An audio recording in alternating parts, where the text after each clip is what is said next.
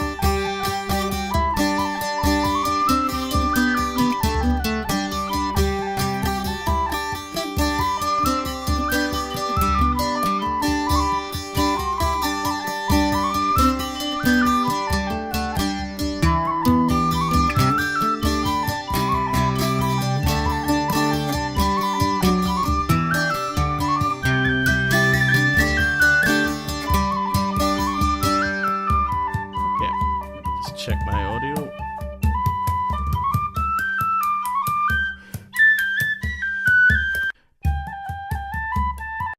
Let's just see, am I in tune?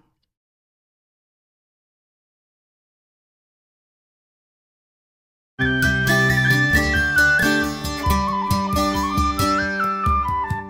oh, just check my audio.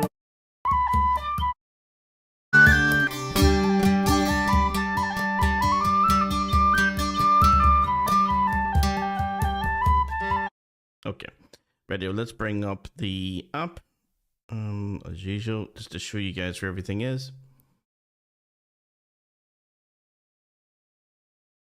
Okay, so this should be capo on. Let me see. Oops. There. Okay, so there we go. C, G, D, G. Now, if you can remember, when we were looking back at the Kesh Jig here in the MuseScore file, you'll know that I switched over the tunings of the actual Bouzouki tab to match, hopefully to match this. It should be the same. C, D, G, G. C, G, D, G. Hard to say that up to full speed. Let's check it out just to be sure. So I go in here and just be absolutely positive about that. I go into edit strings, should be C, yeah, G, D, and G, yeah. So that's why I was changing this part here in the actual app, the MuseScore app, so that it matches what you guys would do if you put your capo on 5. Okay, so open course here on this third course open. It should be this G, because you put the capo on 5. I can actually spell correctly. There we go. Okay. So that's good to go as well. That's handy. Radio. Oh, let's come up with some stuff here. I already come up with a couple of wee things there, but nothing too fancy. Just to show you guys what we're doing. Capo, of course, on the 5th fret.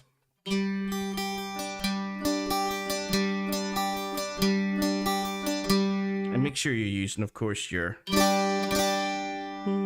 actual first, second, third courses more than the 4th course. I only really introduce the 4th course when I'm playing proper chords.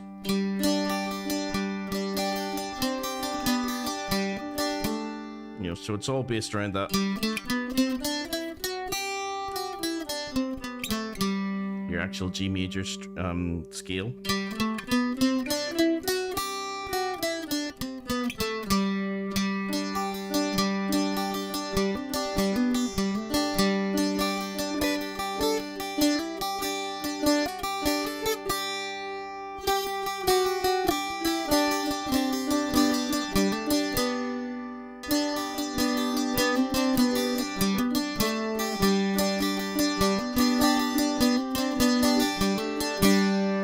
Let's play it with some tunes.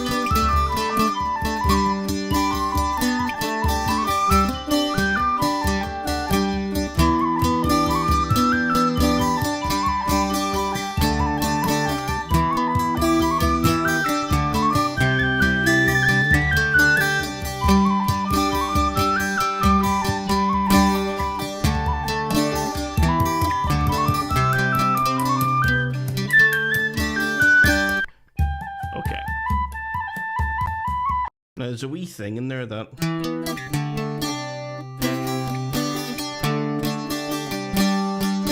so it's almost like you're trying to do a, and you can't go da dum. Ideally what you want to be able to do is something like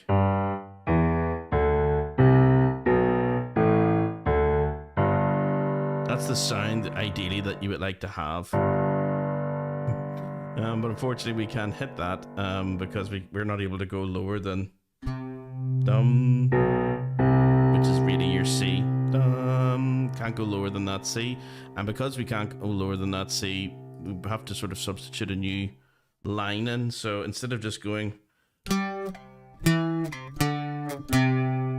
dum, you're going to go up to here.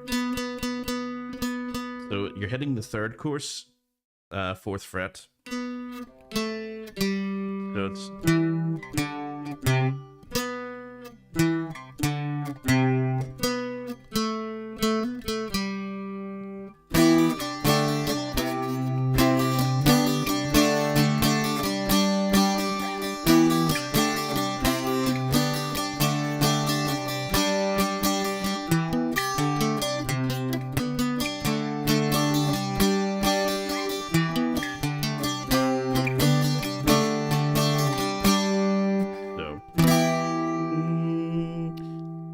each of those individually. E minor chord. Oops. Do that again. Which is really just your D5 chord, but sus4 if you include the G at the top. That's my little pedal note, inverted pedal up there. And then, which is really there.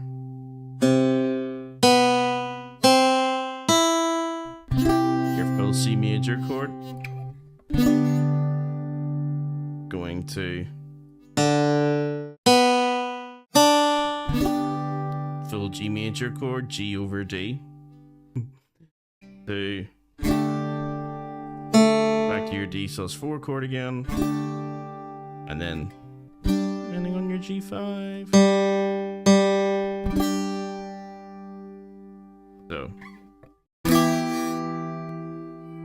your first chord, that's your second chord, that's your third chord, that's your fourth chord, that's your fifth chord, that's your last chord.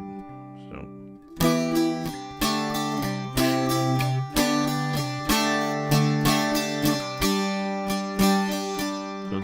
it's every beat. 3, 4, 5, 6, 1, 2, 3, 4, 5, 6, 1, 2, 3, 4, 5, 6.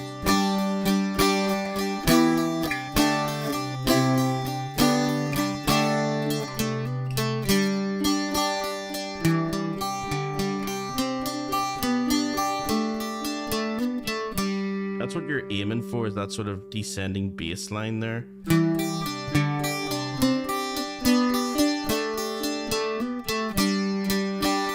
But with chords added to it.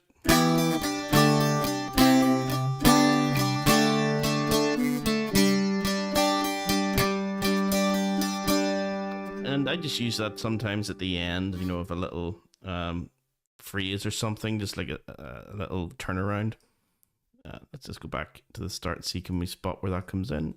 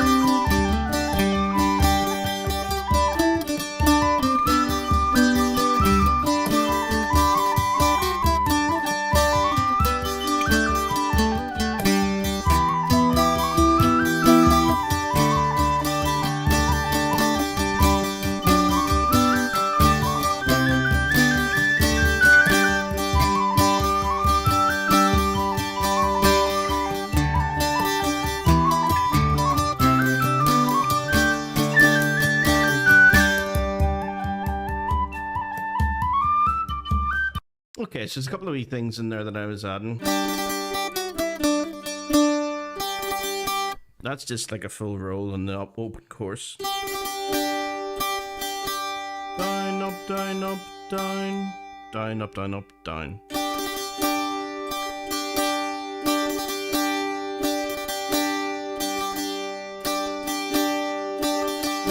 If you don't want to do it, it just down, up, down, down. So it's the same sort of strumming pattern as before. All you're doing is putting a little up in between.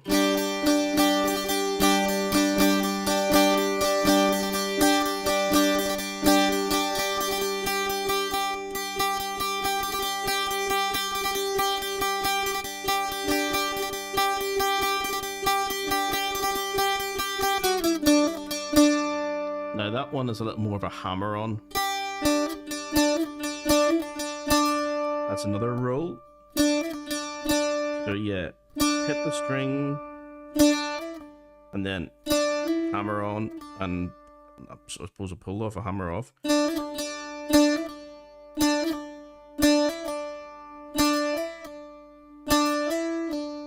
So,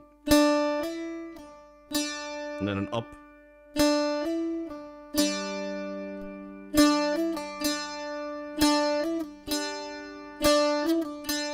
So I'm only using two things in the right hand here, down and an up, but it's the hammer on and the sort of pull off. Dum dum dum. And the very last thing is just another down. So down, hammer on, pull off, up and down.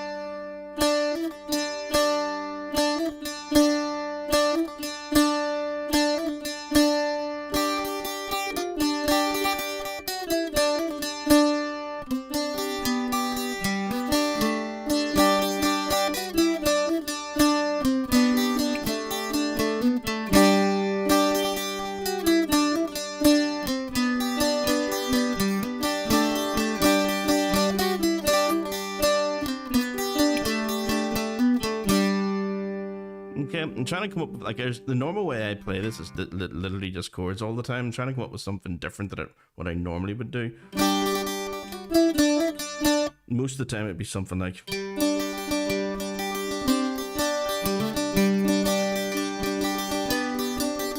It's all just based around the third chorus, so this is a new little idea.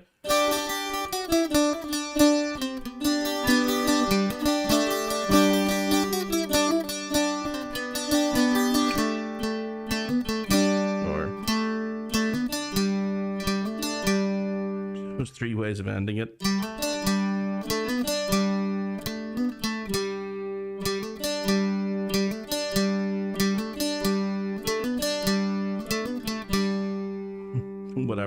Whatever of those three, well, one of those you can use. There's three different ways of doing it.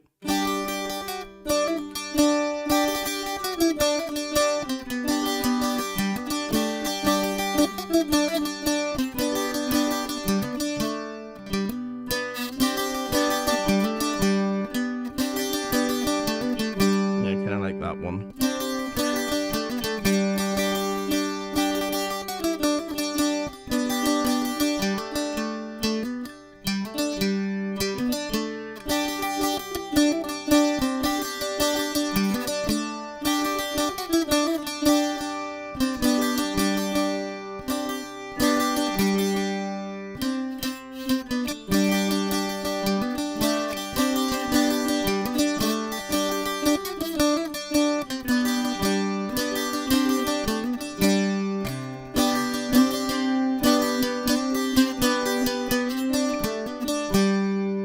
Okay. Radio. I'll just go back to, let me see, desktop view as well. Actually, I think we could probably end it there tonight. I don't think there's anything else that I need to record for that one. So yeah, as usual, guys, these practice with me sessions are turning in more into like, here's new stuff that's going to be added to stuff.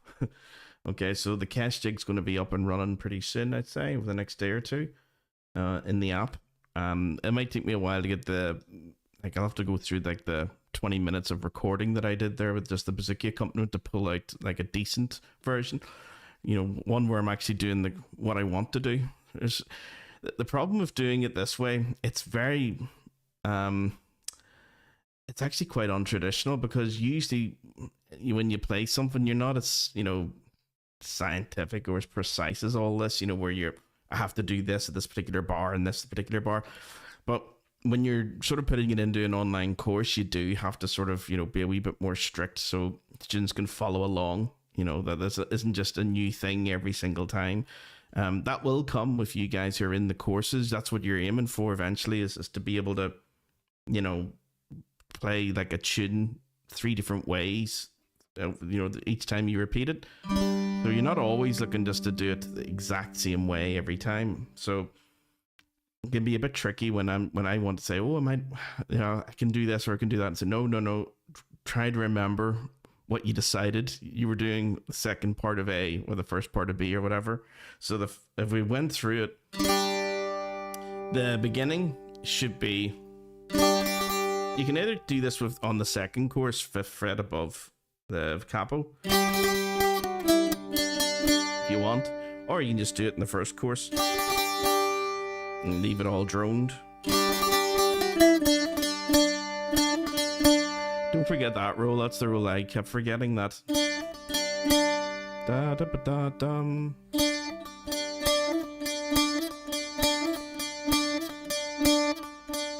So down, hammer on, hammer off, kind of, or pull off, and then up, up.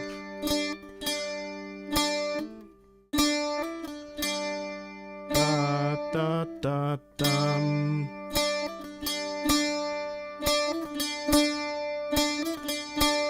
1, 2, 3, 4, 5. 5 parts to that. Down, hammer on, pull off, up, down, all on the second course.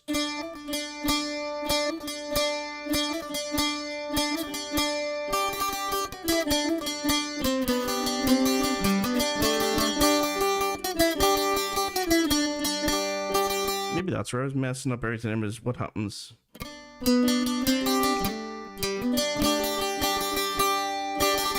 Yeah, I can do the roller again.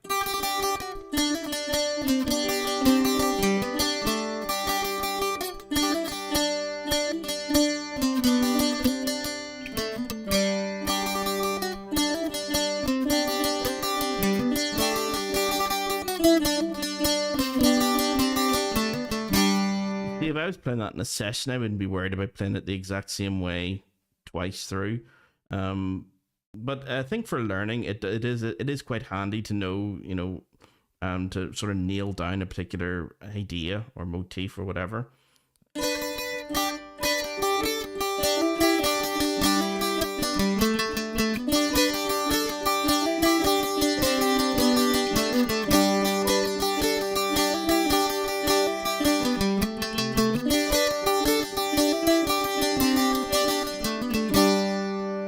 Okay.